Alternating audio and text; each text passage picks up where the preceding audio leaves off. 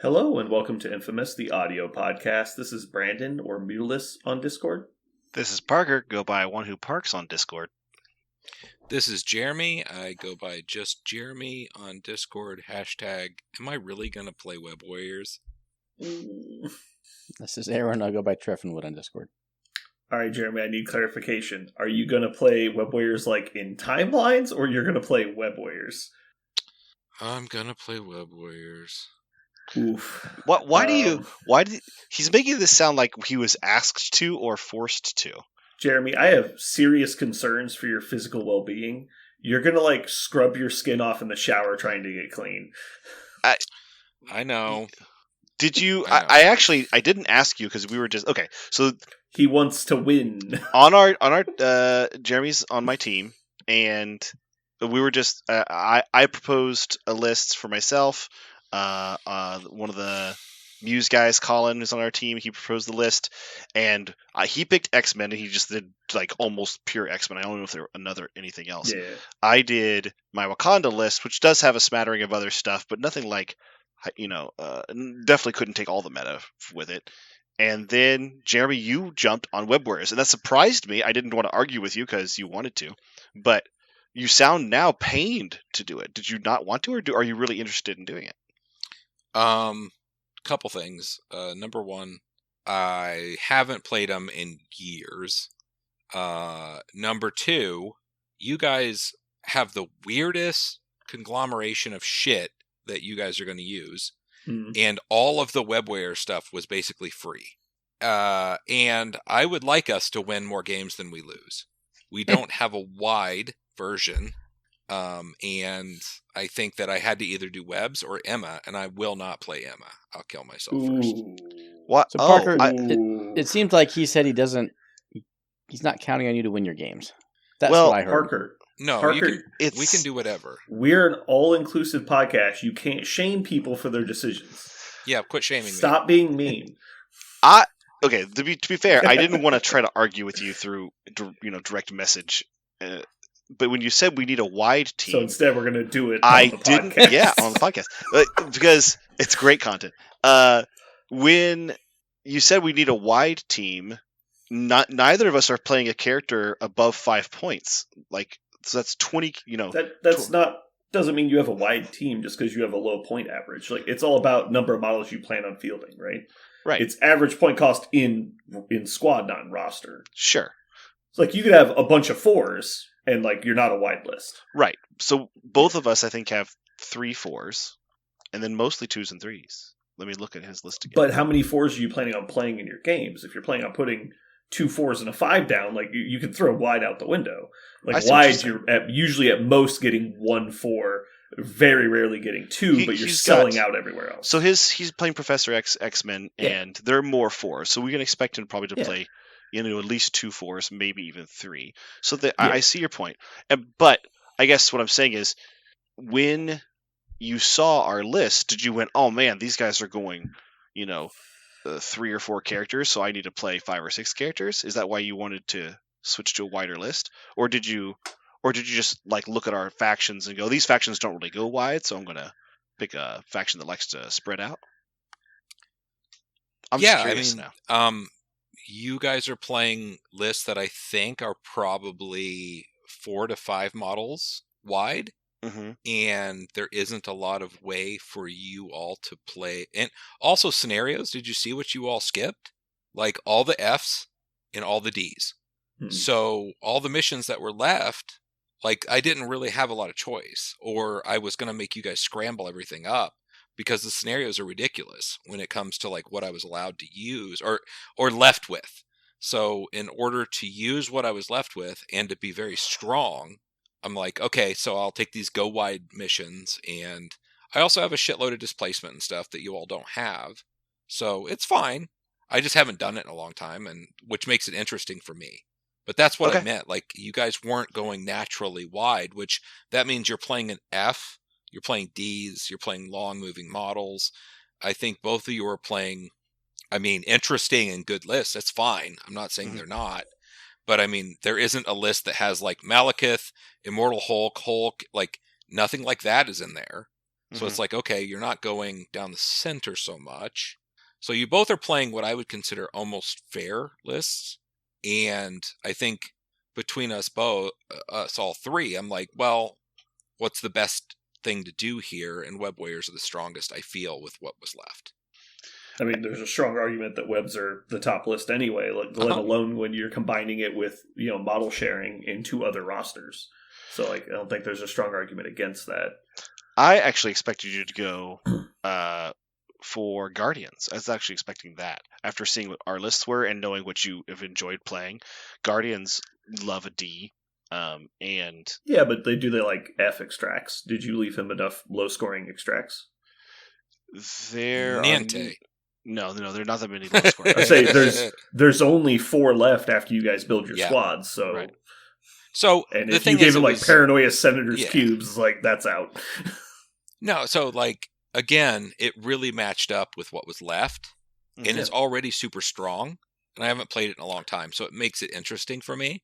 I might do horrible, but it's interesting. I appreciate you finally deciding to become one of us. One of us. One of us. I can't wait for him to play 2 games and go, it's like, what have I been doing this whole time? I could have been playing webs. I said nothing positive or negative in the message chat because I assumed that, okay, this guy's in charge of his fate. He call him out to his face. He wants to do this. No, I was going to say a damn thing until he said, "Oh my god, I'm going to have to play webs," and I went, "Have to." Maybe we can go back to he's just being an internet drama queen. Don't worry about him. Okay. You show up on Saturday with the hammer. I don't know about all that. And Jeremy, I think you know me better to know I never play anything fair. This shit I have cooked up is so it slaps, bananas, as the kids say. Yeah, it is bananas. Okay, good. What are you playing? I'm playing out a Conda list that is an evolution of the list I played last week because I decided it doesn't attack early enough. I think the official term is called crutching, but yeah. I just wanted to play something. I enjoy high tempo list, and this is the highest of tempo lists, and so I'm really excited about it. Yeah, crutch on broken ass tactics cards. I get it. Yeah, yes. I play 3 tactics cards on my first round, every game. I'm playing the rest of the game with 2 tactics cards. And it's really, really good. It's better than all of your tactics cards, so I'm excited. Yeah. All right, Aaron. What are you playing in the team tournament? I'm playing Sentinels. Sentinels, huh? Yep. Was there a big competition for Sentinels on your team? We're actually each taking 1 Sentinel model. You guys are pieces of shit. Your mockery of a game that kings have played. Kings and queens. Kings. Charlemagne. Lands have been broken up by this game. And you have made a mockery of it, sir. Aaron, I will accept a bribe to pair you against Jeremy turn 1. just so you can show the little web people how you move people around with tow cables. That's right. Move me now, spectacular spider bitch. Mm-hmm. Any fun splashes in your Sentinels list? Oh, I'm kidding. I won't be there on Saturday. Oh, damn it. Let me check registration. I thought you were on here. Fine. I will be enjoying the ye old game of Blood Bowl. This is a Omaha tournament? Yes. Lincoln, but close enough. Lincoln. I've been to Lincoln before. Yeah. But if I was playing, we would each be taking a Sentinel model. It'd be Sentinels, Criminals, and Guardians. Y'all be getting wrecked. I'm curious if, with the current meta shift, if there's any value in just going pants on head silly and running Malekith CGR. Just still don't care. Just gonna run at you. You can get That's all I could sit here and think about the whole time. I was like, well, everyone's just they've given up on going competing for the attrition and they're just gonna try and score it out. Yeah, I could get a decent mission pull. I wonder how this will go. Do you have to run both of them or can you run one or the other? I mean, you don't have to play them both, but I'd probably put them both in the roster. I've always loved Malekith's leadership. It's so fun to use. And so you also have access to Red Skull at that point, and Red Skull gives you another contesting model that you don't mind losing, and also is really good about holding like the center for you. And then you can use Black Bifrost to just drop him wherever you want. You also have access to MODOK and Hulk. It's just unfortunate how he's gone on turn 3 now. Yeah, but I mean, if they're doing scenario sellout, then maybe he's not. I find every model kills him pretty good now. Well, I think that's yours, which is like a little magnet, and so it just pulls all the like broken pieces of metal and knives and just pulls them into one point inside of him. Mine was always sexually attracted to damage. Yeah. It's so aroused. It was aroused by damage. Yeah. I mean, there's no question he's squishy, like compared to like what a 7-point model probably should be. So Colin is actually saying he's getting work out of Xavier. Is that a possibility? I mean, I imagine everyone's playing him. He's like a very pushed model, in my opinion. I never was very impressed with his kit, so like hearing that he's like doing work is a little surprising. Now, if somebody tells me that Professor Xavier themselves are like making a really important impact, then I would say, maybe. I think it's a bit of like new character syndrome. People don't know what he does exactly or how to counter him, and so they probably walk into his thing. But his leadership is just, it's kind of like Steve 1, where you just have tons of different applications every time you think about a new application. There's a new application. I went down the rabbit hole one day and I was like, wow, there's a lot of shit you could do with this. There's just tons of stuff you can do. He is like a budget Cassandra Nova with a moderately good team buff. Only moderately good because he himself is not like a power broker. He doesn't have a ton of power on him. He does have the world's fastest chair. He does have that. Have you seen Xavier played, Aaron? Like you see stuff online. Yeah. Money. I have seen Xavier played, yes. I played against him once. The turn 1 was very eye opening. It was locally who I just played against him. So Cassius? It was CJ or Zach. Okay. CJ or Zach? I can't remember who played it. Zach wears the hat. I know who they are. I can't fucking remember which one played. Well, you didn't specify. He's the white guy. What? Zach is the one that's always late. The turn 1 was really nice. Like, turning everything on, I'm like, okay, that was pretty cool. To be honest, nothing different than Steve 1, right? For the most part, other than you can give the power to whoever you want. Being able to effectively go to 0 cost is pretty cool. I mean, it's arguably just better, right? Other than, I guess you need enough power to actually use the ability you're trying to use. That's correct. That's the big difference. It's a chain, right? As opposed to I just have it to begin with. One of the hardest. Okay, go ahead. I was gonna say, so I was really intrigued, and as soon as we played that game, I went on the drive home. I created my own Professor X list that I have yet to take out.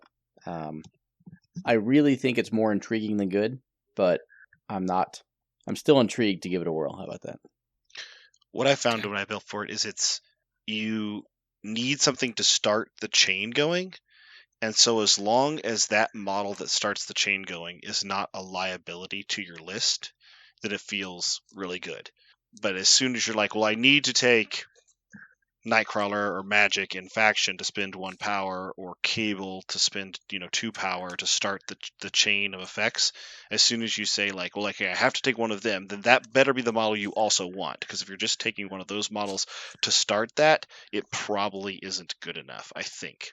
But if you already are planning on specifically using Nightcrawler or Magic or Cable in affiliation, if you're taking out of affiliation, then like Wong is fantastic efficiency because you can, he can pass somebody a power and then immediately pass somebody a power. So Wong just double passes on turn 1, which is really easy to do. So that's like the most efficient way to start his power train, because then somebody gets +2 power and you're only spending a 2-coster. But again, then you go, okay, I need a reason to have Wong, and if it's just to do this, is that good enough? So I think the answer is Wong, if you also have something Wong can do, like sit on a back point or something. But I mean, Wong is great. and Cable's ability to body slide, pick up a point with first class, and go somewhere else is also super good. So either CJ or Zach's turn 1 did not in any way, shape, or form feel bad. The question is, what does turns 2 through 5 look like? Like, hey, you picked 6 people that all get to pass power around turn 1. Okay, yay. Again, is Beast and Shadowcat and Cable and Wong and Professor X a good enough list to hold on to the shit they picked up and survive/kill? That's where it all comes down to what's the right model mix between enabling a good turn 1 and having a good turn 2 through 4. And I don't know. I'm not there yet. I haven't played it at all. And I'm not sure the internet is there yet, but I think that's where we need to go. Right now, I think the solution is I was talking to Aaron at Adepticon about this. I think a lot of people are going towards kind of like a mix of offensive models and controlling models like Beast and Cable. I think it's actually the opposite. I think you just go straight control or straight offense. Kind of like it plays very similarly to Steve 3's Avenger list, where you're like, I'm just going to play everybody who has a wild push effect or a wild throw effect or something that controls my wilds, or I'm going to see a whole bunch of people who really double down on wild damage effects. And then, like, those are the two ways, I think, to go. And I think anybody who's trying to blend them is probably going to feel like they don't have enough punch or they don't have enough control. But anybody who's willing to just go all in, I think that should work, right? Like, if you played Gwen and Wong and Beast, Professor Xavier, and probably Magic, just to make it cheap, and Magic can use she has a once per game effect with her tactics card, Limbo. So like that right there is 5 characters that all of them are just going to be super controlly the whole game and always have the power to use their stuff. But is that as good as any other controlling list in the game? I don't know. I mean, Hellfire gives you power of return and heals. Right. But yeah. But then you don't get to play with a cool wheelchair. That's true. You have to play slow models, like the ones with legs. Yeah. He doesn't run, he glides. I saw some people talking about online. Do we know if they're going to add the new release models to the timelines list as the event or the year goes on? Or is the timeline list locked? No one knows. No one knows. I mean, I do, but I can't tell. Oh, yeah. Yeah, my NDAs. Didn't they add stuff to it? Like, they've adjusted it a little bit. They fixed some fuck-ups week 1, but that was it. Oh, okay. The Spider Foes would be the first release that actually comes out after Adepticon, so we should know in about... Are they May? Are they next month? I think they're May. It's about a month. Yeah, so we'll know in a month. Ugh. Are there even any timeline events before then? To my knowledge, there are no timeline events ever after Adepticon. It's just next Adepticon. Yeah. It's good that we put all this work in for a 50-person tournament. Yeah. As much as I enjoyed timelines, I just want the forgotten alternate format back. I just want...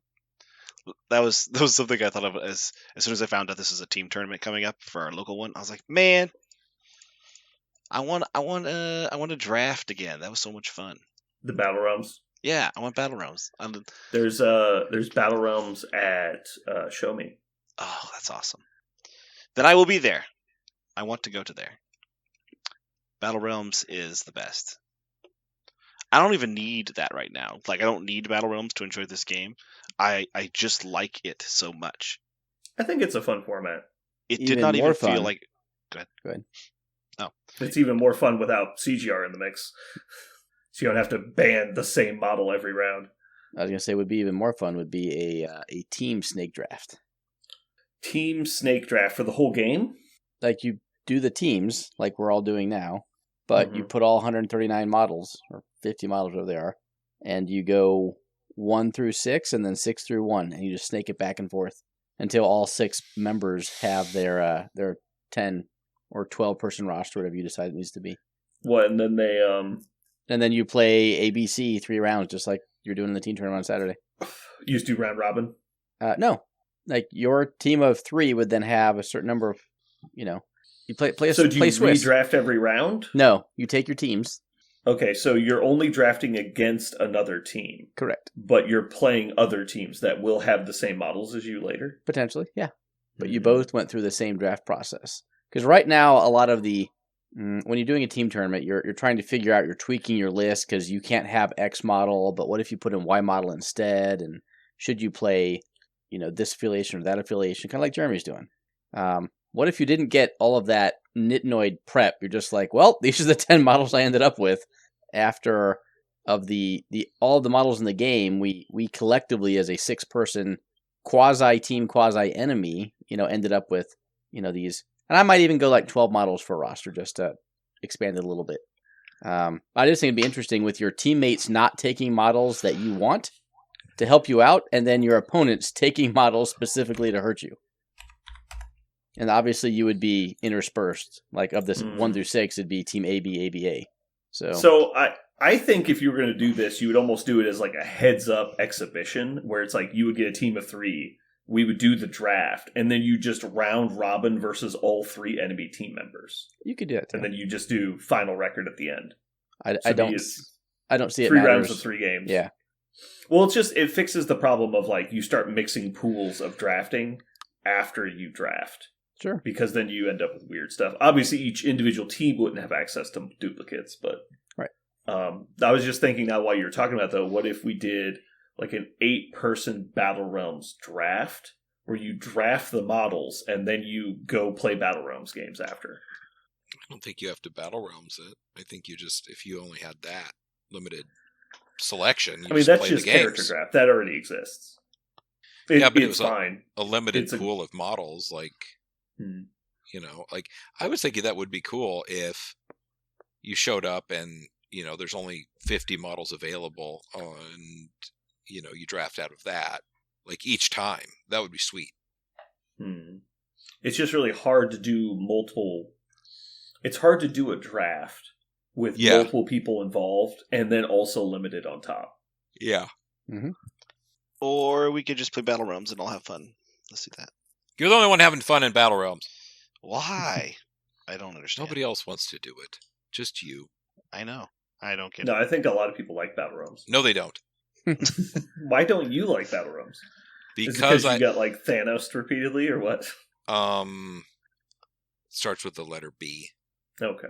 Battle Realms. I mean, I can respect you just hating it because Parker likes it. That's generally how I work. I mean, do I need more? I mean, that's enough. You don't. That's fine.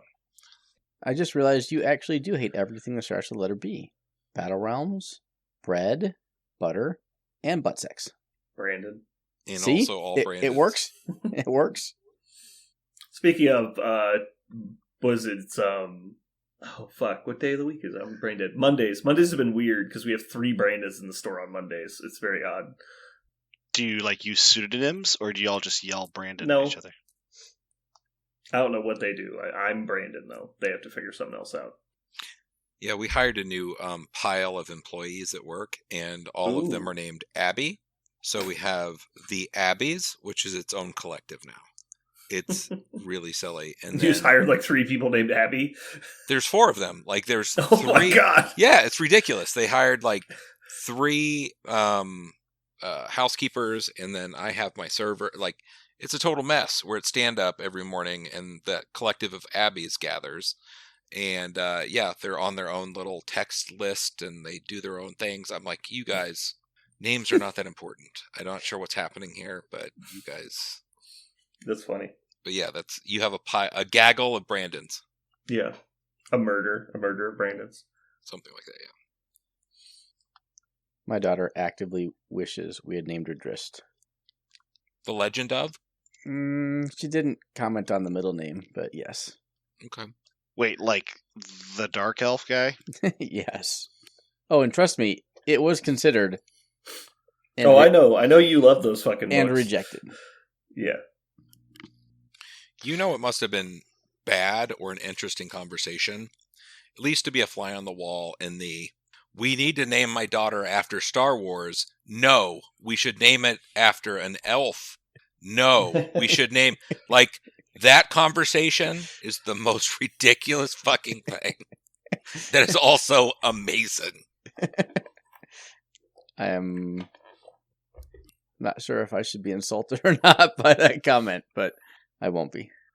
I mean, you guys have seen the old memes of it's like, oh god, what is it? Why is my sister named? I can't remember what the common one was, but it's a typical favorite thing that females used to like. And then he's like, oh, it's because we agreed that your mom would name your sister and I would get to name you. And he's like, oh. And is that true? And he's like, yeah. So anyway, Optimus Prime. And he's like, goes back to what he was talking about. God, I can't remember what the girl's name always is. Like, Batman's another common one you see in that slot. Jeremy, are you eating on the cast? He's eating pizza. Stop watching wrestling. I'm not. He keeps unmuting himself while he's eating to say shit.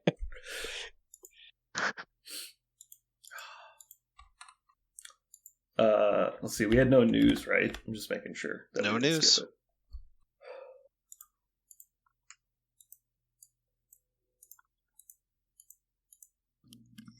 So, Aaron, are you keeping up with the WTC? Did they fill up?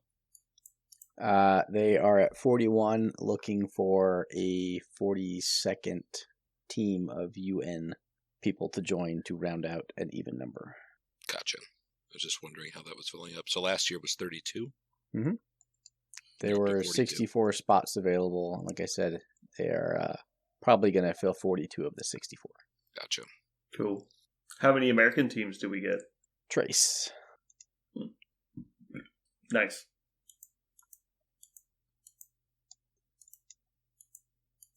Aaron, did you still want to talk about the state of the meta from last week? Has the moment passed? Kind of. I mean, we can. I don't know that I have anything more than, 3 minutes of thoughts. That's fine. Okay. So my impression, state of the meta, kind of goes back to Adepticon, which had 7 different affiliations in the top 8. The only duplicate was Web Warriors. However, other than Spider Foes, I think they were all scenario-based teams. Well, mine was... Are you talking about Challenger? Yes.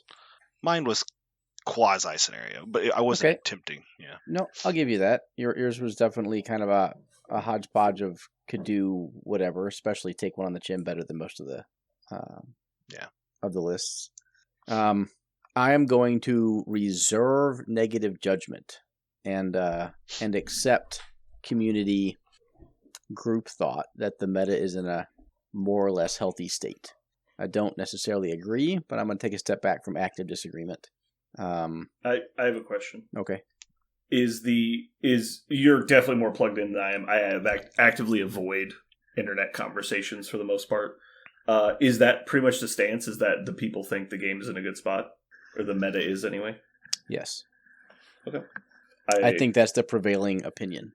I still think scenario, specifically Steelers, are pushed too strong, but I'm going to, again, hop off that soapbox because I was probably on it a little too high. I should have been on it like 2 steps up. Instead, I was like step 5 or 6. Despite the fact that scenario/stealing is probably the best thing in the game, that doesn't mean it's unbeatable like any given day. And there are a lot of different lists and affiliations that could leverage either attrition or their own version of plug-and-play stealers to achieve success. So there are, again, most people think the meta is pretty good, and I don't want to really rain on the parade, even if I think it's not quite accurate. So anyway, those are my spontaneous thoughts on the meta. Okay. I find it surprising that is the general consensus of the community. Everyone I've spoken to about this exact topic in the last month has been somewhere between steps 3 and 6 on the we need a major upheaval to fix scenario play. I'm definitely at the top of the ladder. I'm standing on the is not a step, and I'm like wiggling my legs, and I'm like, please, someone save me. I've a lot of my drive to play has been zapped by just knowing that every time I put models on the table, I just get to play against Black Cat and Rhino and Spider-Woman again and again and again, and just watch as I either join them or lose. And it just kind of takes the fun away from the game for me. Sure. So I'll say I don't think you have to join them or lose, right? I think you're like well beyond the steps of rational thought. Sure. Like, we're not at the point where it's a one-list game by any means. I'm not trying to say it is. I just don't enjoy the line of play that wins that way or competes with it. And so the ways you can compete with it are varying degrees of directly target their line of play. And it's just like, I want to be able to play what I want to play, not play what I am mandatorily dictated the meta says I have to play. And anytime I'm forced into that corner, I lose interest in the game. There will always be something that's top of the meta that you'll have to take into account and put a counter into your list. Unless you're going to ask the hard question. If you know there's a hard question out there, you need to be able to answer it. Whether it was CGR or Hulk or Black Cat Rhino. So I guess I don't know where you're coming from, unless you think that the counters that applied to CGR are the counters you enjoyed playing, and therefore the game was okay. No, I don't think you had to counter CGR. I think you could counter CGR with just your play on the field. Now, obviously, the biggest thing with CGR was the dice are going to decide the game, but if my opponent's willing to put the game on dice, which is what several factions do already, it's like, okay, I'll just sit here, I'll make good decisions, I'll try to limit your ability to exploit your broken model, and then play the game, and you're either going to dice me or you're not. And like, that doesn't bother me as much as it does other people, and I recognize that is something I have just a high resistance to mentally, is I'm not worried about your model trying to dice me. And it's like, it just doesn't bother me, because like, I like playing smashy models, I understand the mechanics behind it, and so like, when Malekith comes in and spikes you off the table, like, it doesn't bother me as much as it does other people. Because like, I understand that you're paying points for a lottery machine, and like, you're going to get it or you're not. The thing I don't like is because I don't think it has anything to do with a list right now. I don't think that's the problem. It is just that the scenario packet encourages stealers, and the stealers we have are too strong. And so I just, in my head, I feel like every time I put a list on the table, it's like, well, if I'm not just playing the steal game, I'm losing. Sure. Like, I'm losing a noticeable chunk of my value in trying to win the game. Use Corey Age as an example. Played him at Adepticon, Spider Foes, and did nothing but Green Goblin people all weekend. I played Hellfire. I beat him, but it was not a cakewalk. So he obviously had great success, top 8'd with Green Goblin, which is definitely not. I don't even think he played Rhino into me. So it was just like, I'm going to murder your face with the stuff that Green Goblin foes can do. I'm going to mitigate some of what you can do by playing well-laid plans and Sinister Traps. I'm going to slow down your scoring, and I'm just going to take you to town. So that's where I'm going to give some credence to people that say that the meta is relatively healthy. Because I don't think you have to play Steelers, but I do think you have to have an answer for them. Sure, and I don't think it's about success at an individual event. Like, I don't feel like I would be dramatically hindered to, like, let's say I put in a bunch of practice, played a list I want to play, went to a tournament. I would expect that I could place decently well. I would never expect to win a tournament that I go to, but I think I could, show good representation. Because I recognize that, like, the difference in what I view the optimal list to be in the current meta as like a 55 to 60% win rate. And it's like, even in a 6-round tournament, like, there's so much variance there that you're not going to see it over a short period. It's the long game. And so it's like, but because the advantage is there, you see this list everywhere. And I do not enjoy playing against it. And so I'm putting models on the table, fighting into things I hate playing against, just so that I can be different. And I hate that whole experience. It really off-puts me from the game. Okay. Well, so I don't think it's that the lists are unbeatable. I don't think it's that, you have to join them. I think that he did a really smart thing.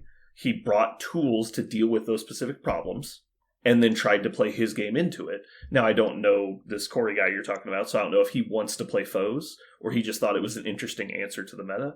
And whichever one it is, I'm glad that he had success with it. It's just like, when I start developing lists, the part where it really just destroys my motivation is when I sit down to build a list, and I get halfway done with my list and go, why am I not just playing the Steelers?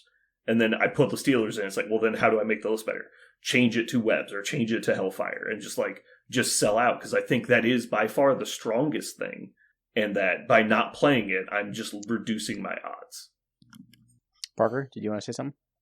Oh, I was just gonna say, if you're talking about like health of the meta, you might not enjoy Stealers in Marvel Crisis Protocol, but I get that. Like you do not like their presence and you appreciate them not being there.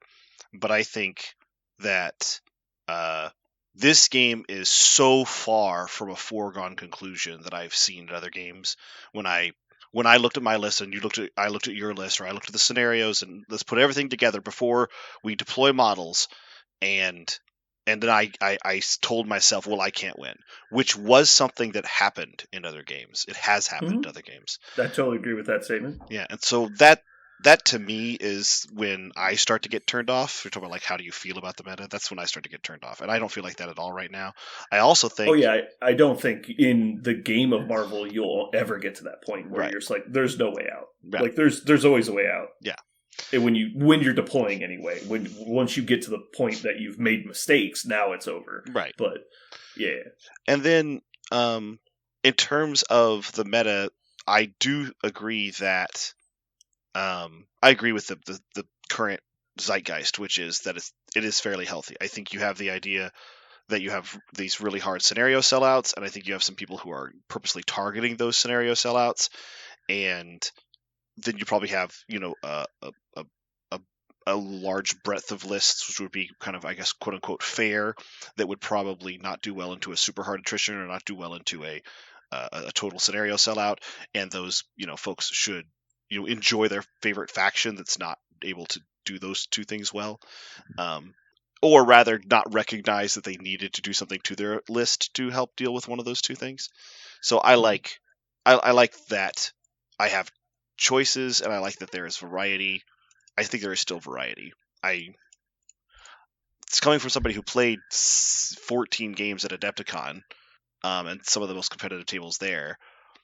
I enjoyed that sometimes I played against people playing their favorite thing, and sometimes I played against people who were playing really hard to win with scenario lists, and I didn't hate any of the experiences, right? Like, I didn't feel like anybody was doing the wrong thing or taking advantage of some game mechanic that I just hated. I did not feel that. I just felt like they were just playing their best game they could with the stuff that they decided to bring. So, and that's the definition of a good meta, I think, is that people are bringing things and playing with it and expecting to do well, and sometimes they do, sometimes they don't. Well, sure, that's part of the reason I get the most excited about the off formats, because, like, in team tournaments, that's not necessarily what you're playing against, because the way the resources work, you can't give all those tools to one player like you normally can. Mm-hmm. So they kind of have to share the load by breaking up those combo pieces. And so, and even if they do give them all to one player, will not only have a 1 in 3 chance to play them. And so it's very different. Like, doing timelines is kind of similar, because it forces you to diversify your tools while already playing in a restricted pool. So I would say the only format we're really talking about is the generic format. Right. I will say this about, if there is something that I could comment about the scenario game, is that in terms of your margin of error against a well-piloted scenario team is so razor thin. It is a much more punishing game if you make mistakes, because the scenario team probably doesn't have to rely upon variance like dice as often.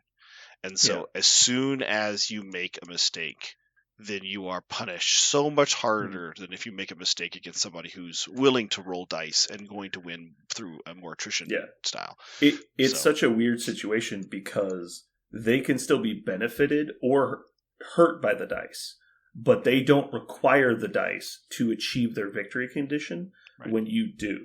And so they don't rely on the chaos, but the chaos is still there. But your list completely relies on chaos. And so there's always the chance that despite your best efforts, you just fail at what you're trying to do. And that doesn't exist for the other team. And that's like one of the big reasons that scenario is so strong. There's a lot of other ones, but that's one of the key base components. But think of it like this, then, if one of the great things about Marvel, like, because I don't think anyone would say it's the most competitive game out there. Like, it's not the crunchiest game. It is very fun, but part of the really fun part of Marvel is that the intricacies and the variations that can happen in a single game. Like, the different outcomes based on the same originating point. Like, let's say me and Parker get paired round one of a tournament. There are so many different ways that match can go from start to finish. We get the scenario flipping, the point totals, priority roll. We get deployments. We get, initial combats. And it's every single thing that happens. The game is constantly evolving.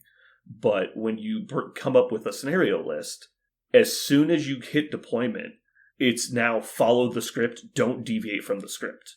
Mm-hmm. And that's the way the game works. And like you were saying earlier, it's punishing if you make mistakes. There's always the obvious thing that you're supposed to do against the scenario team, and it's generally roll dice against them. And so it's just like the CGR game. I'm just watching dice decide the game, making all of the same decisions every round. It's like, I know I have to kill Cat in this situation, but the game does not allow me to invest resources in changing that outcome. I just have to roll the dice. And then I just watch it happen, and she's either going to die or she's not. I just find that line of play really boring. And I think that's why, like, characters that, a lot of them are spider foes because they're the trappy faction. And, the characters that do auto damage and things like that feel so good against scenario teams. It's exactly that, right? They don't have to rely upon, well, here I need to roll 3 hits or else I'm going to lose real bad, or start that slide, right? Start that slippery slope. So I need 3 hits right now. Well, no, you don't need 3 hits because you already got 2 damage earlier. So now you just need 1, and that's a lot easier to get.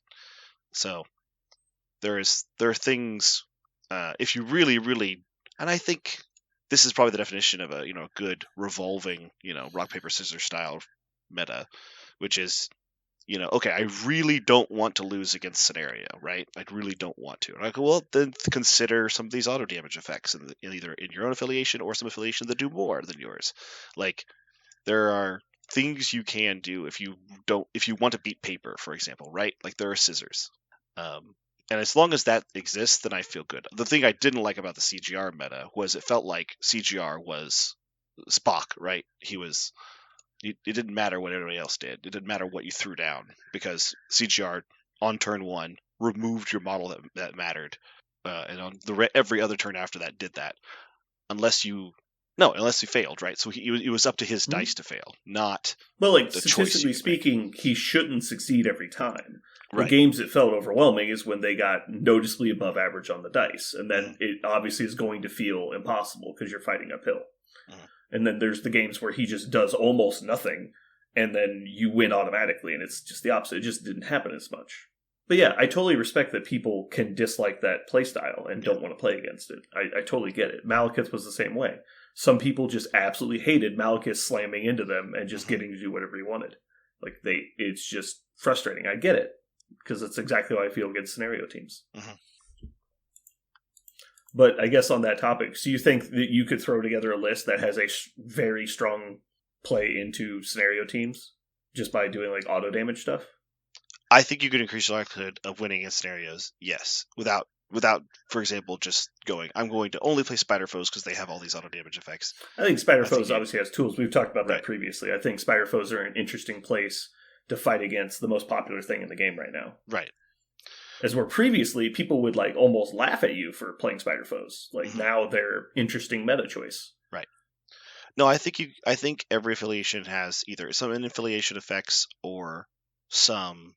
I mean, there might be exceptions because like Sentinels exist and they don't have a lot of models. But I think their ability, if you have a low affiliation count, then you can draw from other affiliations, or you could get models in your affiliation that do specifically better against those kind of models by leveraging things like automatic damage and extra throw damage and things like that. Yeah.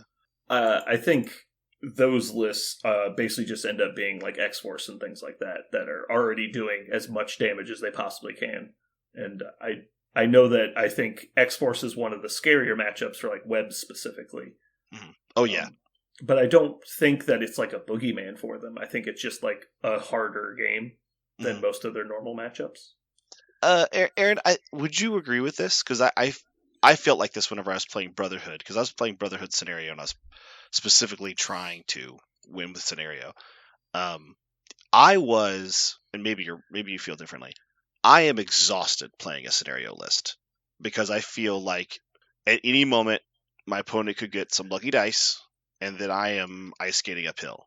I do not feel like it's like there's always. Sorry, I agree with you, Brandon. There is like one right choice, but I feel like the margin of error is different, because the margin of error on, I guess the onus is not on me to make the right decision, because oftentimes the decision is obvious. It's just to stay alive, cross my fingers and my toes, and hope they don't do damage in that moment. Because as soon as they do 2 damage, now they have enough to throw, and now my model fell down. But that's my point. Shit. The entire, like, the excitement of the game is waiting for the dice to be rolled that we all already know are going to be rolled. Like, there's no decision making, because, like, you already, all of your models are just following a flow chart, basically, on how to get the most victory points. And so it's the only decision you get to make is it worth putting my guy in danger to continue following the script? Yeah. That's the only decision you make for the whole game. And then, there is a decent amount of, like, butthole clenching when things start happening. Yeah. But if you understand the math and you've played enough games to get jaded to it, you know what's going on. And so it's just like this is where I got with Webs. It was like, hey, look, this guy does the exact same thing he did last game, and things happen. The only interesting model to activate was Gwen, because Gwen actually changes the board state. So I think that's too derivative. I mean, in every game, certainly you'll have different decision points on, you went into Miles, left them on 1. Okay, I know what Miles would like to do this game, but I might need to change that based off of current health pool, current models, and what else I might be able to get done.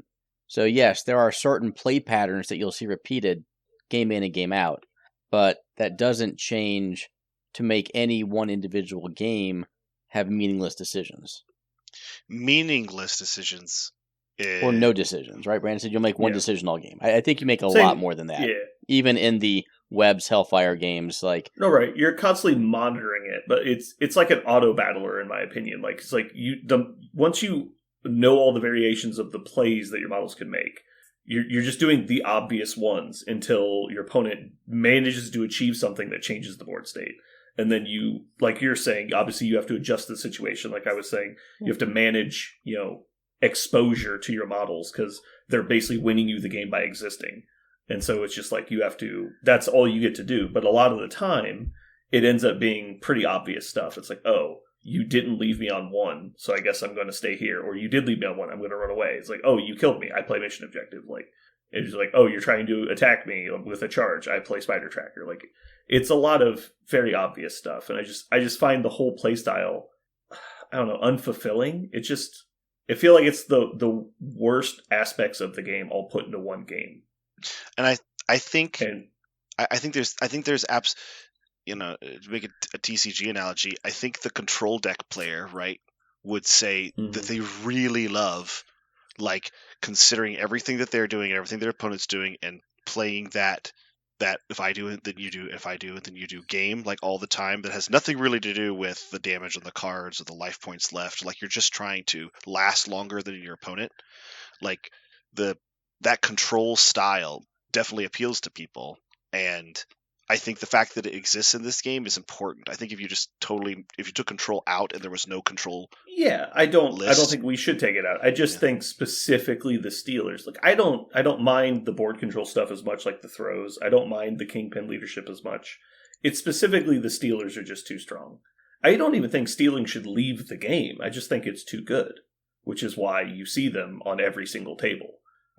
It's like we're talking about a collection of 4 or 5 models out of 170 that are on every single table.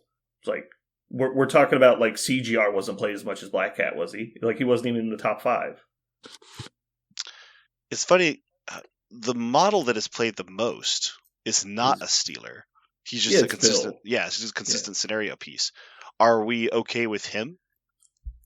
I don't think Bill's okay. I think he needs to get hit, but okay. He's less abusable, because the reason Bill gets played is for his defensive capabilities to protect you from exploitation, as where the models that I think are always causing the negative play experiences are the exploiting models, like Black Cat and stuff like that. Okay. At least that's my opinion. Like, same thing with Lizard. Like, Lizard is clearly over fucking tuned. He's not exploitable because he doesn't really do that much. He just doesn't die. And so he's like, congrats, you're not dead. Like, good job. And so that forces people to play things that can deal with the fact that he's not going to die, like, board control, stuff like that. I can understand and appreciate your opinion. We'll just have to respectfully disagree at some level. So you disagree that Steelers are too strong? No. That's why I said at some level. So we're gonna agree to agree. We're gonna agree in different amounts of enthusiasm. Yes, we're on the same ladder. We're just on different rungs. You're on the paint tray, and I'm on the top. You're handing me the rope. Exactly. What do you think, Jeremy? Do you have a fondness for Black Cat? No, the thing I keep thinking about is when the game first came out in the starter box. And then the first handful of models came out, and stealing didn't exist, right? So the game that I bought into didn't even have that as an aspect of the game. Mm-hmm. Then the first one that came out was Enchantress. So Miles. Was it Miles? Yeah, Miles was Wave 2. Mm-hmm.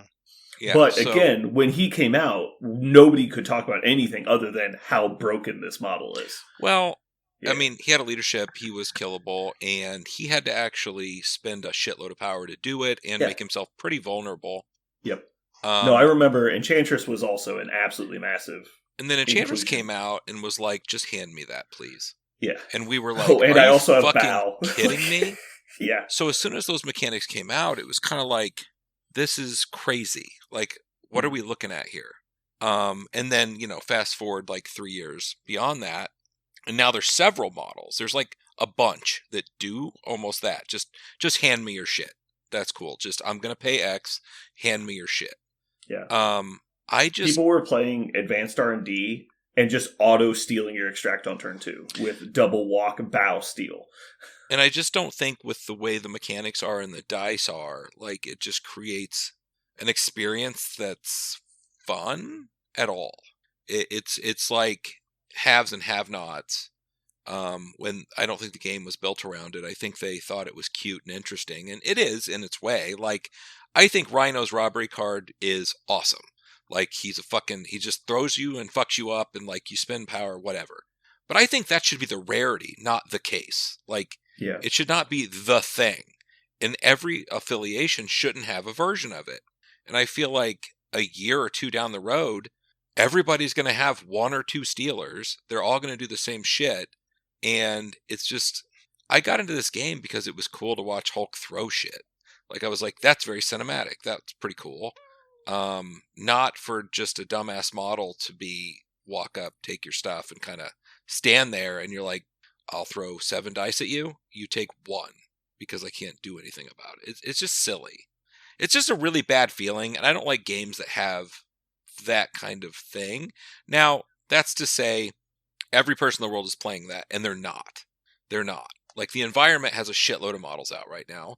Most people are playing something fairly casual, but when you want to be competitive, it seems like you need to kind of pick your poison and run with it, or suck it up, Buttercup. Like, you're probably going to have to handle it, and it's not going to be any fun.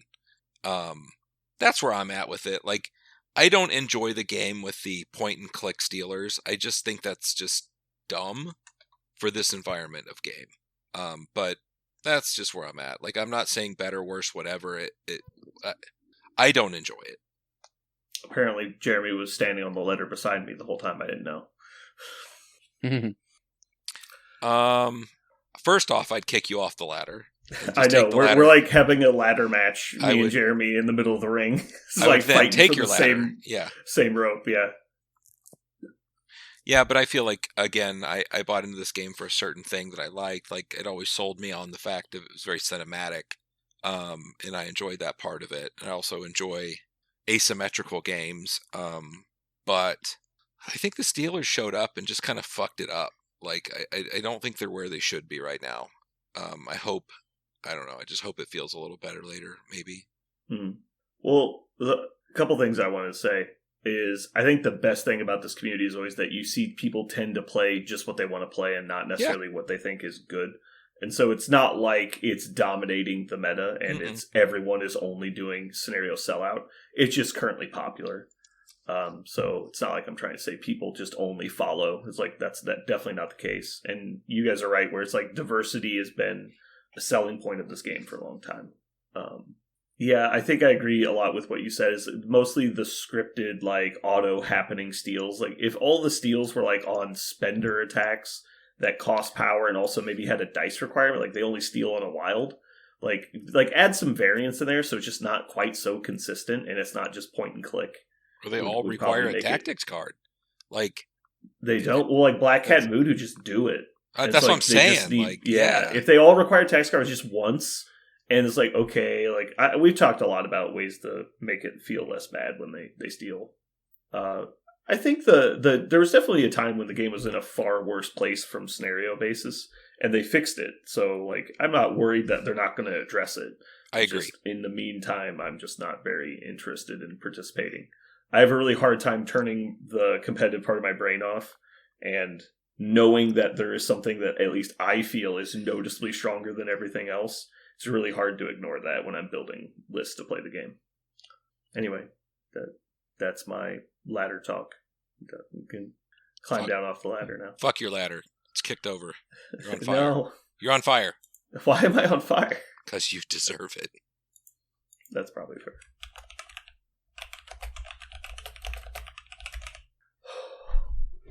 Ooh.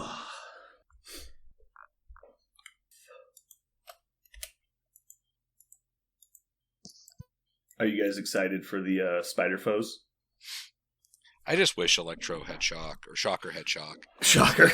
If Shocker had shock, I feel like everything would be just. Yeah, it would be just. But then he wouldn't have super shock. I feel that this is aimed somehow at me. Why? That's not true. Shocker to have shock. Don't be silly. Then I guess you'd have to call Marvel and tell them to change canon, and maybe call Feige. We got to get him on the phone. Yeah, call him up. Be like, hey, this game I play called Marvel Crisis Protocol. Shocker don't shock. Shocker don't shock, yo. Can you retcon him so that I can petition this more easily? All people will talk about when I hear Gwenum brought up is that she's going to have the alter ego Gwen Stacy, so it literally doesn't matter what they put on her card. But I think they're wrong. I don't think they realize what is Venom's, like, crowning ability that's the best ability on his card. Web Snare. Mm-hmm. She's just going to be Gwen, but with a medium pull. What do you guys think? I don't think that's going to be true. It's going to happen. It's going to be amazing. Oh, and she'll have like 4 defense and 7 health. That's the upgrade for 1 point. It's going to be amazing. And her lifesaver is going to be a medium pull as well. I'm really good about balancing models. She'll be 2 points. 2 points. That's what's. It's just 2 people, right? It's Gwen and Venom. That's 2 points. Yeah. 1 each. I think she's going. Now, I have no reason to believe this, but I think she's going to be really fair. She's going to be another one of those in the same way as Gwenpool and Squirrel Girl. I think she's going to be just very fair. I think they reserve their craziness for Black Panthers. I think it's because Chosen of Bast is dumb, and so I think every one of these cycles they always put 1 in there. They're just kind of like, yeah, here's 1, throw it in there, see if it'll spin the meta a little bit. Cool. Is there anything else you guys want to chat about before we get out of here? Nothing? You got nothing? Parker has no words. Oh, I mean, I have a comic corner that I've been sitting on for a while. Ooh, and it's finally super applicable. But right. Well, we're gonna go ahead and skip that for today. That's fine. No, I right into justice. I know that when it comes, it'll come. I don't need it to be tonight. I just want you to know. How applicable is it? It was we know the model is coming out. She got. Oh, so we'll do it. We'll do it when the model's like closer. Then. Okay. Gotcha. All right. Because the reason I was so excited because fan of the podcast, a fan of mine. I like him a lot. Jake, shout out to Jake. He came up to me. He's like, "Hey, this character's coming out in Marvel. Could you recommend a comic book?" I was like, yes, I can. I've been sitting on this egg for like 4 weeks. Parker, I'm so happy you finally found somebody that likes you. I'm so happy for you. Yeah. I was gonna say, you got the one. Yeah, got him. Found one. Shout out, Jake. You're my hero. I bet Jake. Jake was cool. Yeah. Alrighty. Well, let's go ahead and wrap it up. Thanks for tuning in, everybody. It has been good. This has been Brandon. And Parker. And Jeremy. Hashtag Bug Warriors. And Aaron. And you've just listened to Brandon Stands on a Ladder.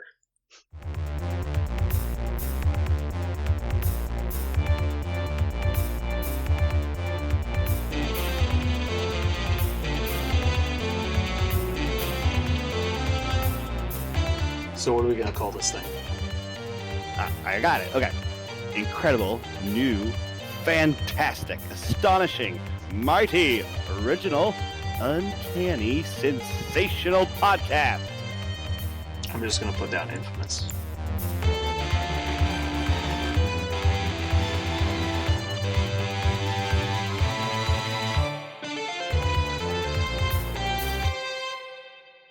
We're back.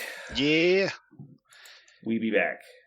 Did I tell you guys? I know I didn't tell you, Brandon. The OBS, recordings that, the backup recordings, I failed to stop one 2 podcasts ago, and I just recorded like a full 48 hours of nothing on my computer. Yep. And what's weird is I was really nervous it wouldn't even save it. Like, it would be such a monstrous amount of data. But I guess if it's not recording any noise, there's just not that much data. Maybe it does. It's a very small amount of data, but also like it should be constantly saving. And it basically, to my understanding, it uses your RAM to basically float the extra memory, and it just saves it in chunks and keeps adding to the file. So even if it corrupts, you only lose that segment. Really? Or at least that's my understanding. I'm not sure. I ended up deleting it just because I didn't want to have a infinitely large file, and we already made the cast. But I think we've only had to go to backups one time. Right. But I still thought it was interesting that I came back and I was like, why isn't my computer going to sleep? Huh. Oh, it's been recording for 2 days. Cool. That actually happened to me. Oh, yeah? We recorded the other day, and I just noticed it today when I opened the laptop that it still had a red dot on it. I looked at it, and I'm like, oh, holy shit. And I opened it, and I was like, oh my god. Yeah, it's a 500 meg file when that file is usually 100 meg. Like, it's very small. Yeah. I'm like, oops. I ran into a weird thing today. I was working on some 3D files. And so there's a program, Windows 3D Builder. It's just a really simple file that you can use to like edit STLs or like, do things to them. But the main feature a lot of people use it for is the repair function is really good. And so you'll basically, when you compress an STL into a zip file and then send it over the internet and uncompress it, there's a lot of like file degradation. And so it kind of messes up the STLs. So you have to fix them and basically have the program run through, figure out what went wrong, and undo the damage. And so it's a really easy program you just run in the background. But I was running 8 of them simultaneously because I'm trying to get shit done. It's very RAM intensive. And so I got to the point where your computer runs out of RAM and starts acting real weird. And so I close all 8 of the programs right before the podcast starts. But my RAM is still maxed out, so my computer's incredibly sluggish, and it doesn't want to do anything. It's barely responding to the mouse moving. And I'm like, but all the programs are closed. And so I'm just looking at Windows Task Manager, like, what is going on? And I look at it, none of things. I finally scroll all the way down to the bottom. It's like, Task Manager is using 31 gigs of RAM. I'm like, what the fuck? So it's like, stop it. And I closed it down immediately. The computer, something went wrong with Task Manager. And I was like, oh shit. It got hungry. Some kind of memory leak going on, yeah. It was pretty funny. How many teams are signed up for the team? I haven't even looked. Hopefully, I've been trying to... Hundreds. I've been doing a shitty job of it. I've been trying to, like, poke people and make sure that they're organizing teams. Made the horrible mistake of taking a day off, and then I got way behind on everything again. Let's see... Ooh, 8 teams signed up? I think one of them's a fake team, though. Yeah, it's Springfield. Springfield signed up too many teams. This is looking good, though. I didn't think we'd have so many. Yeah, it's going to be a good showing. Yeah, we're looking at 7 teams. Damn. You didn't put it out yet. Were you planning? Were you going to check lists and stuff, or? just trust folks? No, I'm just going to make an announcement beforehand. I feel like we've run enough of these, and most of these people are repeat offenders, so they should know the rules by now. And we're just going to have a check yourselves one final time before we start the tournament, and then if we run into a problem, I'll just issue penalties.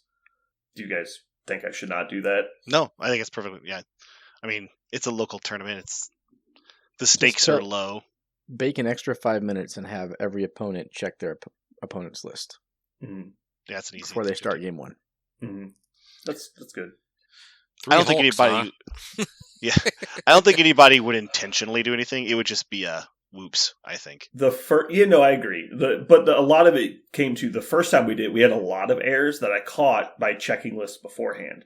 But a lot of it was like 3 people that didn't even really know each other on a team, and so like they had miscommunicated what they were taking. And like somebody had said, like, well, here's my list, and the other 2 people go, we'll build around this, and then they suggest changes, and so the original person changes their list, and they never checked it after that. Right. And so like there was a lot of that going on, and there's people that were like only loosely communicating, but now I think most people know what's up, so they're doing a good job. I like Aaron's playing a lot. That works well. Yeah, we'll just do that. And then if we have any issues, we'll just hot swap some stuff around. Mm-hmm. I like that.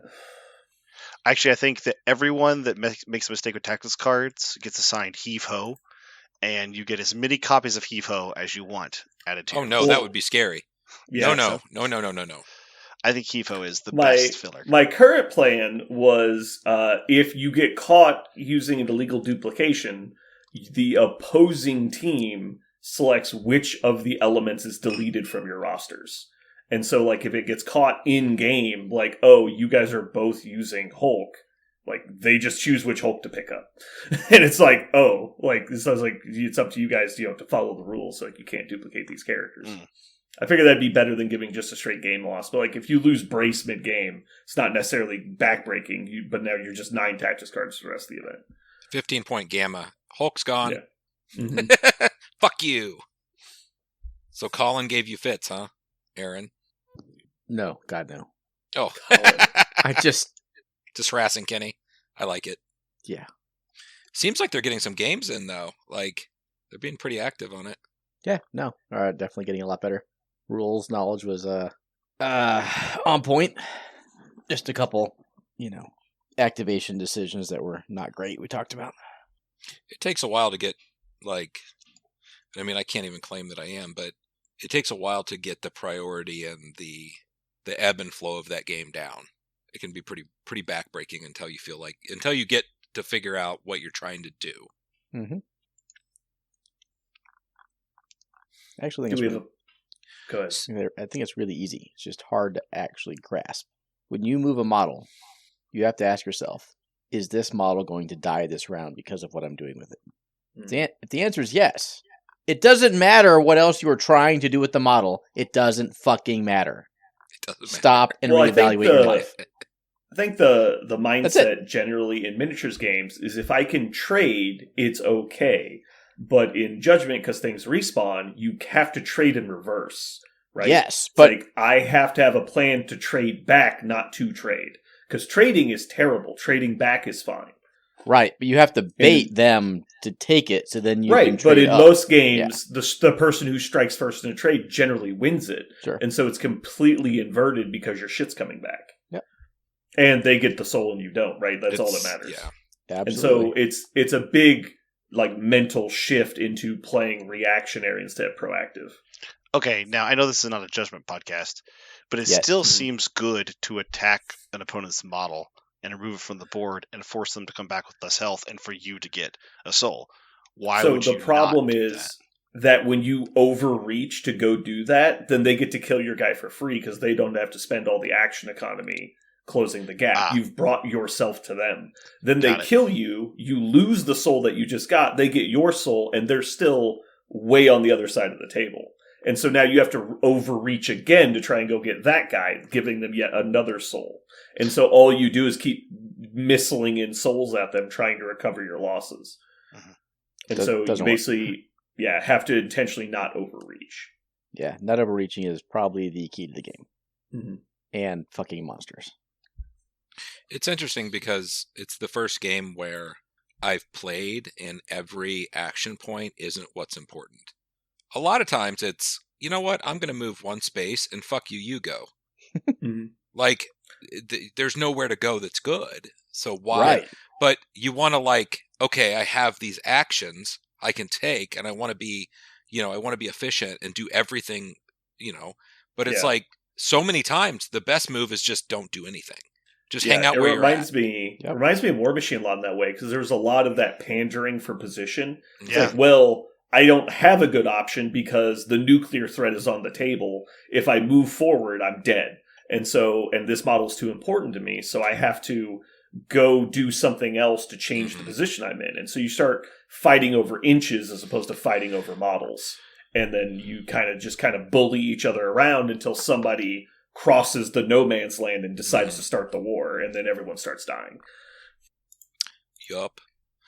What's more important is I went and saw Kong versus Godzilla, or Kong X Godzilla.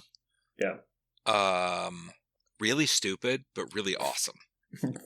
That's kind of the impression I get of the new Godzilla movies. Godzilla, like King Kong beats the shit out of a bunch of other Kongs with a baby Kong. Have you seen the memes? It's so good. Oh, it's so great. I've seen some of the memes, yeah. My favorite is me when CPS just kicks down my door trying to take my beer fetching machine, and they just pick up the baby and start. I was telling my kids, because we watched it, they didn't really know any of the previews. They didn't know that was going to happen. And as soon as they did that, and we were driving home, I was like, don't mess with me. I will grab your brother and beat you with him. Nice. It's so silly. But it was just awesome. It was like a Fast and Furious. That was a quote from Muse, because they talked about it. But they're like, yeah, it's like a Fast and Furious thing. You know what to expect. It's just crazy monsters doing crazy shit. And it doesn't have to be a Michael Crichton critical thinking movie. It just is, it is what it is. Have you watched the Netflix? It's Physical 100. No. It's 100 incredibly swole Koreans, because it's a Korean show. This sounds exactly like something you and my roommate would watch. Oh, it's so good. And they do like strength contests back and forth. And it's like, all right, you two get in the pit, push each other out. Whoever gets pushed out loses. And it's just nonstop lifting shit and pulling things and how many sit-ups and push-ups. And it's just a suffering contest for all these swole individuals to make the, whoever is king of the mountain at the last episode, I guess. It's so good. It's funny when you describe the show and at the end you're like, it's so good. I'm like, I expect you to say the opposite. No, it's awesome. Oh, man. It's because they have to do things like, here is a ball of... you love that reality show shit, and God, I just cannot do it. Take this bag of corn, hold it above your head. It's 120 pounds. Whoever's holding it last wins. Dude, just watching all these people suffer through it, and finally someone's been holding it for 2.5 hours. I'm like, are you fucking kidding me? I love that shit. Oh, God. I used to watch the World's Strongest Man competition stuff. I always thought that was fun. Because it's basically a game show, right? Yup. Yeah, I like those guys a lot. Like, there's a handful of shows out there now that are, like, World's Strongest Man, doing shit about town. Yeah. Those are so good. Well, they've become celebrities now. Yeah. Than they really used to be. Like, Arnold was obviously the big one, but beyond that, there's only like 2 or 3 other guys that were really, like, world famous. Mm-hmm. And so now it's like a lot of people know those guys. Just the internet has made people so much more famous than they used to be. The American, who is currently like one of the biggest, like strongest guys, is his name's Brian Shaw, and he's like 6'7", 400 pounds. He's so and he's big. not even that fat. Like he's fucking just a giant. He's like a human giant. Yeah. Eddie Hall was the previous really famous guy, and he's actually like pretty fat, like comparatively to the other guys. He's clearly, obviously, heavily muscled, but he's got the big belly where a lot of them don't. They're still stocky, but they're not like he is. He was supposed to do a fight recently with Thor, the other guy that was a big deal. The guy in Game of Thrones. Yeah. And they like trimmed down for a boxing match. Oh, God. And it was so weird because all of a sudden, like, they're like shrinking down. They both lost like 100 pounds apiece. And they've got these giant, like, weird abs. and like this weird looking like muscle structure because it's for World's Strongest Man muscle. It's not like bodybuilding muscle, so it's not like carved out. It's like fucking big weird. And slabby. Yeah, yeah, it's just chunky. like thick. It's so thick. It's weird. Yeah, I watched some of the Eddie Hall clips of him like preparing for the boxing match, and it's like they would get people in the gym. It's like, all right, Eddie's gonna hit you in the stomach. And they're like, no, like, I don't want you to shatter my ribs. And then they put on like the big chest blocker, and he's got like pads on in front of that. And he like hits him at 50% power and picks him up off the ground. You're like, Jesus. All right, do we have a topic for today? I had an interesting idea. Oh yeah, maybe we could explore. What if we built a Spider Foes roster on the podcast? It's the only way to get ratings nowadays. Oh my god. No. Have we done anything like a top 3 models in each affiliation kind of thing? We did out of affiliation models for each affiliation. Yeah. We have a thing here we've been looking at maybe doing for a while, which is affiliation breakdowns, talking about each affiliation, like what they bring to the table.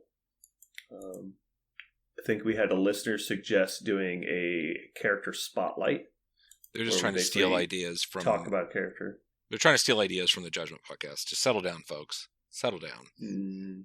Those are champions. We don't review champions on this. Oh, that's true. Listen, we can't just repeat material. What? We can't? This is going to be hard.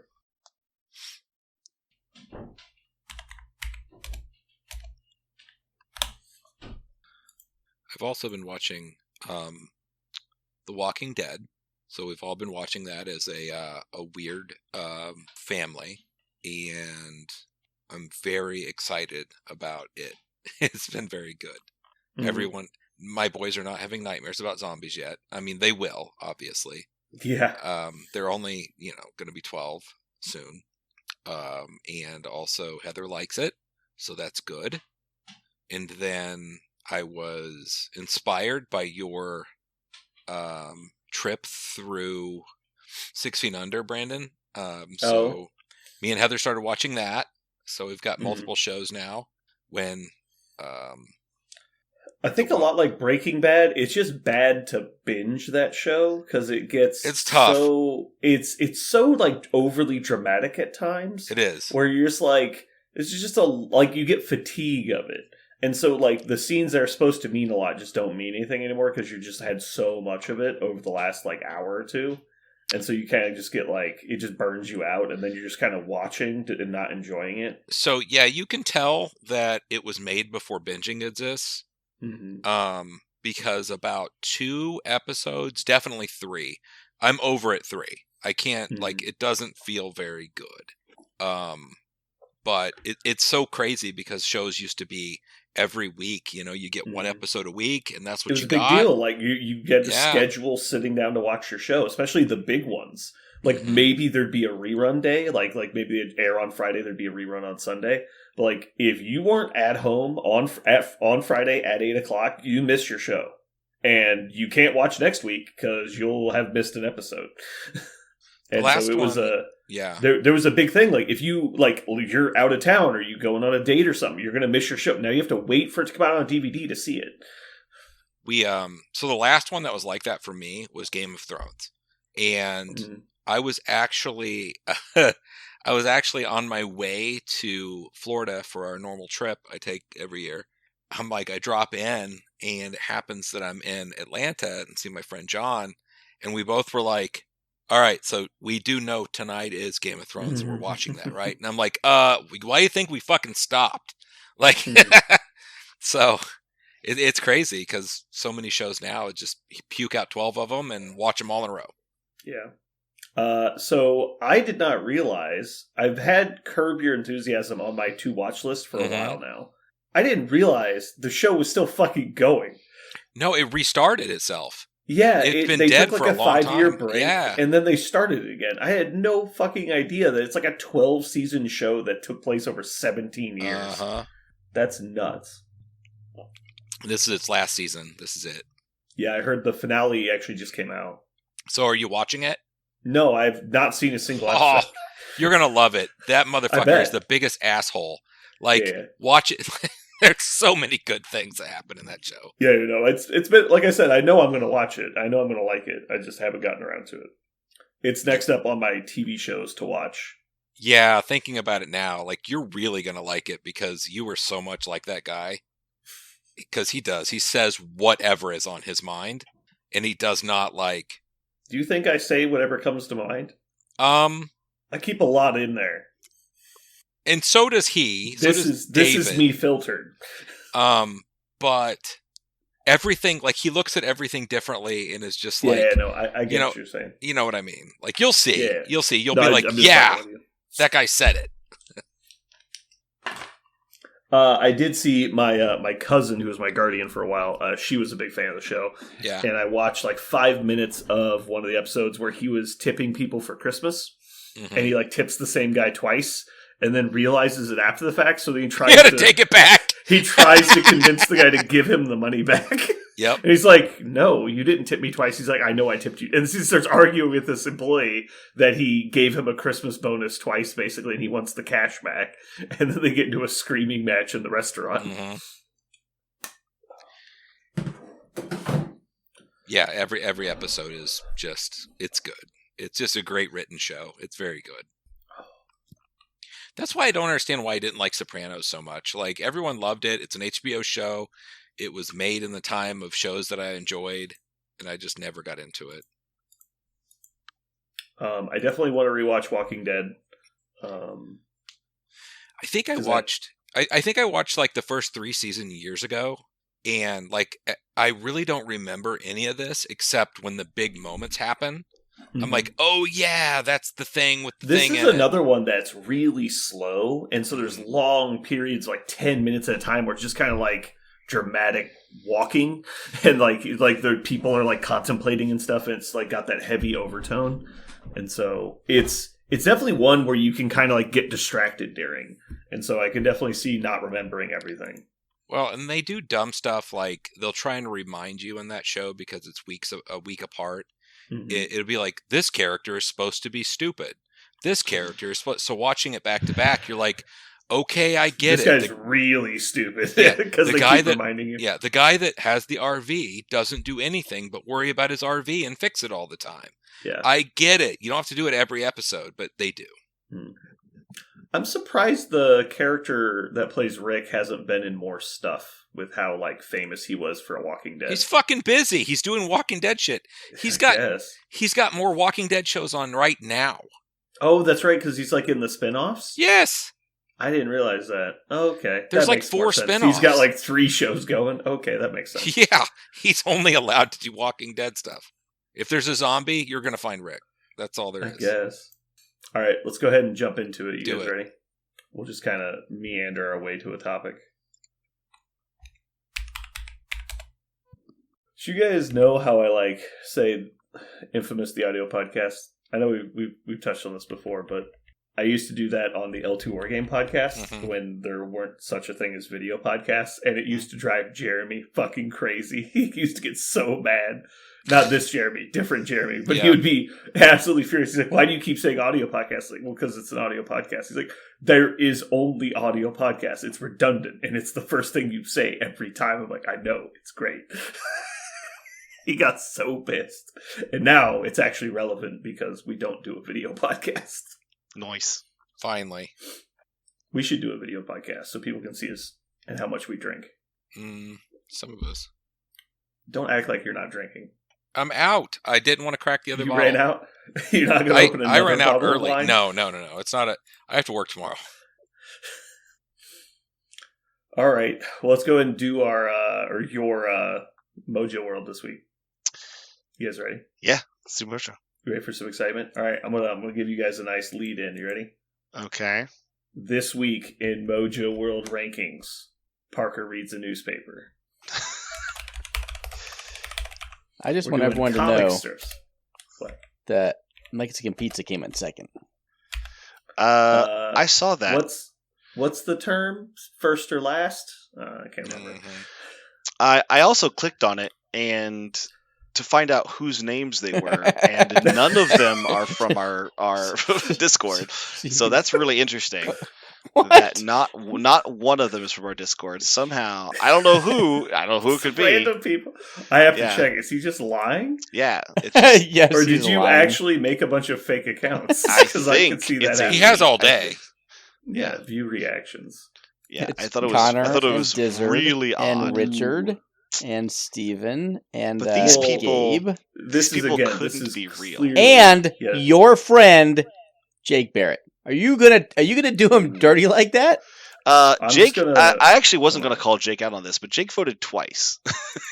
Well, at least can he vote voted for once multiple. for You the can- good one, you know. No, you can vote for multiples. Oh, That's fine. that's a rule you can do? Oh, cool. Yeah. I did not realize this. Although it looks here like it came in third. Whatever How the are fuck you- you're doing with where it are you now, I looking? don't. Yeah. I don't see where.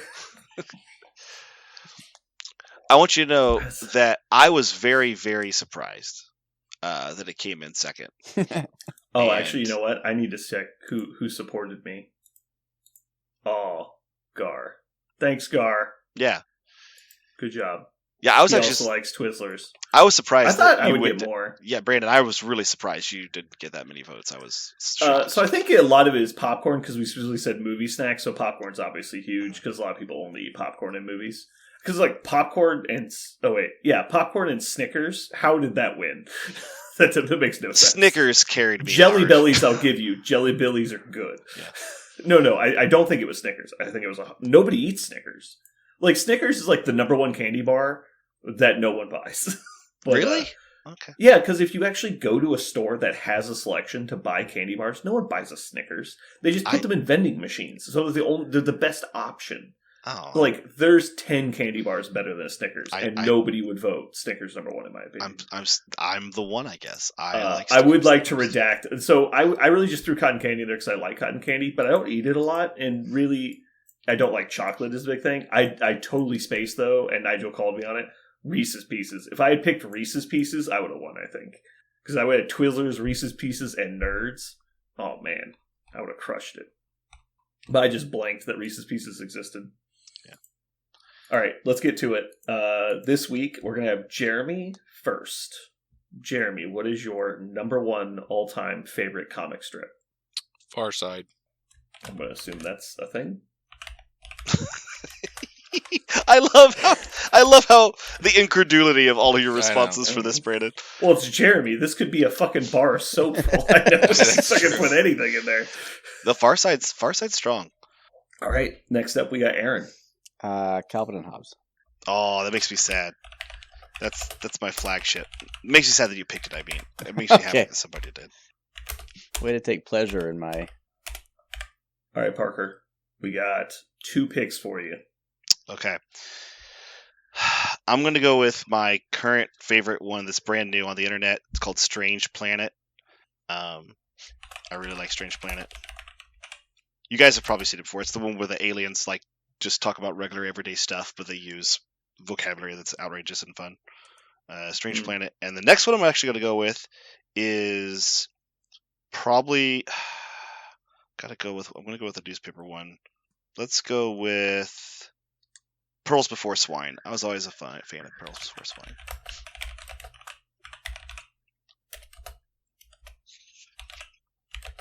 Alrighty. Aaron, second pick. Beetle Bailey. Is that like Beetleborgs? Beetlebailey. It's about a man in the military. It is. Tried to Cool. live up to his example. All 24 and a half years. Nice. It was, Is this it was like a a low Sergeant bar. Bilko I type managed situation? to No, tap he- it over. The point is that he's just like a really low ranking member of the military, and he's always trying to be as lazy absolutely as possible. That's the joke. Gotcha. Is that the military is always trying to get him to do things that he's actually very competent, but he chooses not to do anything if he possibly can avoid it. Alrighty. Jeremy, your final 2 picks. Oh my god, I have to do 2. Hmm? Because the Peanuts are just classic, and they have an amazing Halloween and Christmas episodes. We'll go with that. And I'm trying to... What was the one that was the 40K one that's online? Turn signals on a Land Raider? Yep. That one was always funny. I like that one. I don't know how you picked literally the one webcomic I'm aware of. Man, look at that. He knew a webcomic. I just don't like it. It's fine. It's got some cute things I've seen, but I don't read it. No, I don't. I don't either anymore. The only one I've seen, I remember anyway, was because for people who don't know, the premise is it follows a army of Space Marines, and it's like the models, not like an actual regiment. And so it's this kid. It's like Toy Story kind of, where it's like his models like talk to each other and stuff when he's not around. And so his custom chapter he invented is the Emperor's pointy sticks, and so they all have like wooden spears that they fight with. And so he's priming his Land Raider. So he primes it black, and then he like starts painting it, and then it's like, wait a second, aren't like Land Raiders for this chapter supposed to be red? And then the guy re-primes it red because he forgot what color his paint scheme was. It was pretty funny. Anyway, Aaron, you're up. Hägar the Horrible. And I sent it to you in the podcast channel, so you have the umlauts on the A. Oh, I'm not putting that in. Put that shit in. Fuck that. That was a fun one. I like how you're already judging picks. You don't get to judge. That's for the listenership. What are you talking about? Parker's like, that was a good one. Oh. I have a comment. I remember Hägar the Horrible. You're not allowed to comment. It's very much the same feel of like right, Beetle you Bailey. just lost a pick. All right. Why? Penalty. This has never been a rule. Desagulation. You can make comments. Desagulation. Right. Can I give you shit for making comments though? Yep. No. Okay. Double desagulation. Rejected. Right. If there was Parker, a rule against not giving me shit, then I don't know how we can have this podcast. There was, and then you got a probationary episode, and ever since then, it's been revoked. Yeah. All right, so we got Parker, your third pick. All right, I have to go for this one because it has the most interesting comic ever, and that's Cyanide and Happiness. That's the one I was trying to think of. Good job. And the reason why I think I don't know if anyone's ever used their random comic generator. They just made hundreds of panels, and you can just hit a generator and it will just fill a 3-panel comic with 3 random things. And I don't think I've ever laughed so hard as just watching a random comic generator give me stuff. That's how good Cyanide and Happiness is. They don't even have to write the comic for you. You just hit the button enough times and you will just start to cry. They're so funny. So that is one of the reasons why I think those guys, it might be the pinnacle of comic genius that's how good they are. You could use a random number generator using their material, and it's wonderful. All right, cool. We used both of the comics I'm aware of, so there you go. You have good awareness taste? Question mark? Is that what that is? I don't know. I don't know what that's supposed to mean. You've noticed 2 things. Is what I'll say. I've been exposed to 2 things. You noticed 2 things. I had a late exposure. I used to be the young kid at the game store because I started hanging at the game store, but I went from 0 exposure to gaming at all in any way to basically living at the game store in a 3-month period. And so I was immersed in all this stuff. And so I've learned a lot since that time. But anything before that, I only know about it if somebody told me, because I didn't have internet. I didn't have any of that stuff. So I just went from basically living in a basement to being involved in gaming. Because as soon as I saw, I was like, wait, there's cool stuff in the world? Because I went from living in Monon, Indiana, population 418, when we lived 7 miles outside town. So there was not a lot. And so we didn't have radio. We didn't have internet. We didn't have a radio station. You could not turn on the radio in your car. It was just static. And so it was nothing. And so we went from that to the internet, basically. So it was crazy. I didn't know that I liked music until I was 19. That's actually not that unusual. No, I had never heard anything but Backstreet Boys, because the only CDs my sister ever bought, and I didn't know about music, and so I never bought CDs, and so all I would listen to all day was boy bands, and it was like, oh my god, I fucking hate this.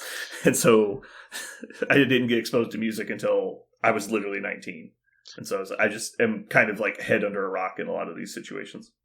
Well, I can tell you that I try to tell my students all the time when they like, I like this kind of music. I go, no, you don't. They go, what do you mean? I was like, you've bought maybe that kind of music, like you've wandered you won't know into what it. kind of But music you like till you're like 25. Yeah, you have no idea what music you really appreciate. You don't know anything about what you do. Well, I think there's always going to be that sweet spot where you can look back at it fondly, even if you don't listen to it anymore. Oh, sure. Yeah, it's just not going to be like the thing you turn on, and like you might identify as liking it, but you don't really listen to it. So also, music production is such that they're trying to target young people specifically. Mm-hmm. That's why anybody who tells me like, a band that I like if they're 13, I said I really like, Led Zeppelin. I go, okay, so you're actually listening to this because Led Zeppelin did not write those songs for you, right? No, yeah. So you actually are listening to the music and you're curious about music production. Yeah, and music. It's like the top 40 or top 100 stuff where it's just like regurgitated and like over looped and stuff, and it's just the same beat over and over and over again, and the same lyric. It's designed to appeal to anyone. That's meant to get your attention. Yeah. It's flash in a pan entertainment, and it's really good for a short period of time. Yeah. And there's a lot of bands that make their living on that kind of stuff. Mm-hmm. Are you guys excited for the tournament this weekend? I am so excited. I am really excited because this will be our teammates Colin first team tournament, and we are going to make this just the absolute best time. The bee's knees, if you will. It's going to be so much fun. There's going to be so many knees.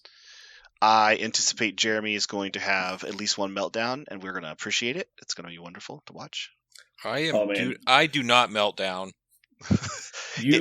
Parker, I honestly feel bad for you because you missed the ultimate meltdown. I even think Aaron missed it. I think Aaron was talking to what's it, Cookie? I think he was talking to Cookie at the time. I have never and never. I couldn't even believe what was happening. I honestly almost ran to get somebody to call emergency services. I thought Jeremy was actually having a stroke. I thought it was so beyond going to rape me. He just lost it. He just had to relieve the stress that had been building within him.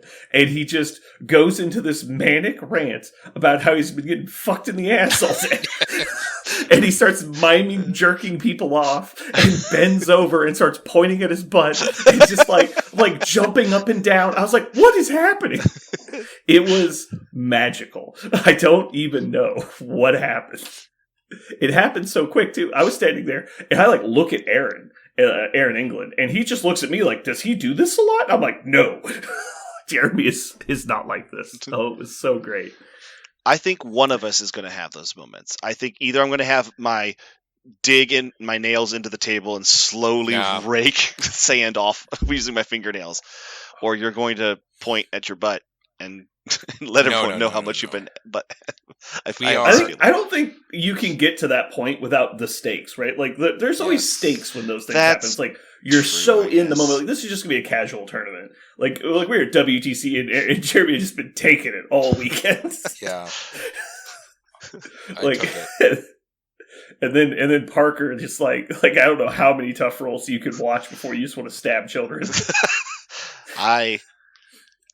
If there'd have been a puppy in front of me at that moment, I think he would have just punted it. There'd be one less puppy. Yes, I think I would. I'm in a very different state. I'm playing this game as a game. It doesn't define me. Having a secondary game, I can't tell you how good that is for your soul. Just having one game, just having one game and kind of like hanging your hobby time and everything on it is a lot. So spreading that out has been very healthy for me with Judgment. So would you say that getting railroaded by CGR defines who you are as a gamer? It did at the time, and I was a fucked pile of goo, as they would call it, and that's what I felt like. Okay, then I take it back. None of us will have a mental breakdown. It's just going to be. You don't know Colin that well. He might. That's true. I don't know Colin that well, but I think that's what I'm saying. You're making a lot of assumptions. I'm predicting between. I've never seen Colin get that upset. I think he'll be fine. Between you and I and our very sunny disposition, I think we're going to be just fine. That's my point. I'm all killer. for sunny watching disposition. one of you guys fly off the handle, though. I'm all for it at this point. I'm gonna video it. It's not going to be me. I might put someone in their place. Like, that's not going to stop. But as for me and my attitude, I definitely don't. I don't put the weight in it that I did at one time. Cool. It's fine. Alrighty. Anybody want to chat about anything else? I want to know what Aaron is playing at Blood Bowl. I want to know what team he's playing. Oh yeah, I was going to ask him that. When he's not playing and having fun with his friends. Well, first off, playing with other people. What? Vague rundown of the format. Is it just pretty standard? So I'm playing in a Friday. Trolling. I'm playing in a Friday night tournament that is the most fucked up Blood Bowl rule set you could ever imagine. Oh yeah, yeah. Almost. I wanted double, to play that. I'm not going to be able to. Yeah, without going into specifics, it's like if you could play with 40 threat in Marvel. Yeah, that's exactly what it is. It's borked. Maybe 35. Sure, whatever. The other tournament I'm driving to on Saturday is the same kind of format. Like, you can take anything you want, but it's significantly less. The points are a lot less. So for the first tournament on Friday, I'm bringing Amazons, and the tournament on Saturday, I'm bringing vampires. Ooh, you doing vampires again? Yep. Ooh, spicy. He's trying to play the broken thing. I knew it. Have you met me? Yeah. Although I do play a lot of random shit that's not competitive, so I don't know. Yeah. Say, normally you're pretty all over the place, but I'm sure. Well, vampires with a lot of money, they could break things, right? Like, that's something they could do. Oh, well, he's playing them in the normal event. He's playing Amazons in the fuck busted one. Oh. Yes. Okay. So do you know about Blood Bowl and the skills and whatnot, Parker? Yeah, so I'm playing Amazons, and my Amazon team once. has 2 of the best star players in the game. Okay. Every single model has block and plus armor. Oh, damn. and since they're Amazons, don't they all have dodge? They all start with dodge. Yes. Yeah, so he's block, dodge, armor on everybody. That's the thing. And then also 2 big star players. And then 5 other models have an additional skill, whether it's guard, tackle, frenzy. I'm telling you, it is that's so much money on regular people. That's pretty dumb.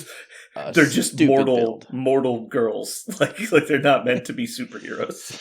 So that is that to your mind? I know you like to have fun, but is that to your mind one of the silliest ways to use this much resources in the game, or is this like just one of many? One of many. I didn't even take one silly. person is going to bring Dark Elves and give them all +1 strength. Yeah. Wow. A strength 14 would That's something you could do with that much. Holy crud. I'm telling you, whatever you want to do in the game, done. It's just done. Yeah.